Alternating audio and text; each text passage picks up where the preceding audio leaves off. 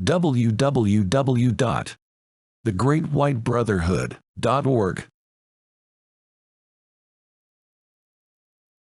Other planets in the night sky, and are aliens living on Mars? Question. I have a couple of questions for the Great White Brotherhood. Planet Earth is a tiny, tiny dot in this huge universe, so, if life exists on Earth only, then why are Archangels bothered to create this big universe, given they use energy to the most efficient way they can? Do astral auras of Mars, and other planets, like Pleiadians, have the true aliens living in them? Answer. Thank you for your questions. The questions that you asked have already been answered in the various messages that the Great White Brotherhood have given us over the years. I do appreciate that you are a busy person and therefore cannot find the time to read all the information that is on our sites. But the answers to many questions are there. So, to answer your first question about why the universe is created if we don't need it, although this is not complicated, it may take some time to answer. The archangels who construct our universe never waste energy, so anything that you see, that we are not actually using, is not created in any solid form. The way the universe, that we see in the night sky, was explained to me, is as follows. Imagine a skilled artist who is making a painting. Anything that is very close up, and essential to the message that the painting conveys, is painted in great detail. However, anything that is non-essential, but that the artist wishes to put into the painting, is painted in much less detail, as it appears far away from the main focus of the painting.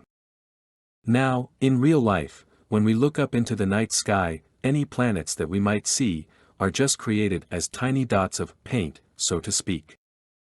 They are not painted in any detail. They are there to give us the impression that there is more to life, than just us as individuals. But, they are just tiny, lifeless dots. Long years ago, when man was more primitive, these dots were not painted, so the night sky was empty, but, as we grew in curiosity, so the archangels felt the need to fill the night sky with something, and so, all the stars and planets were painted.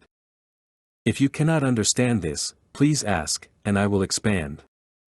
To deal with your second question. The astral areas, of which there are just 8, are divided into countless subdimensions. The personality bundles, which eventually constitute what we call an alien, are contained in one or more of these subdimensions. These subdimensions, where the personality bundles are to be found, would not necessarily have any direct connection to the auras surrounding any planet, such as Mars, or whatever. We need to appreciate that there is space in the dimensions for everything. So, the personality bundles have areas that contain them, and, although the auras that surround a planet such as Mars, must, inevitably, be connected to all the subdimensions, they would not necessarily be any direct link. Thus, if you could go into the auras surrounding Mars, you would not necessarily come across any true aliens. Certainly, they would be there, but in areas remote from what you would be able to see. Thus, they would be invisible to your eyes. I do appreciate that all this sounds very complicated, but these are subjects that we need to mull over in our minds, until we understand them intuitively. I thank you, for the interest that you show in these subjects. Thank you. Bob Sanders. Thank you for watching this video lesson. Please visit www.thegreatwhitebrotherhood.org for more lessons and free downloadable books.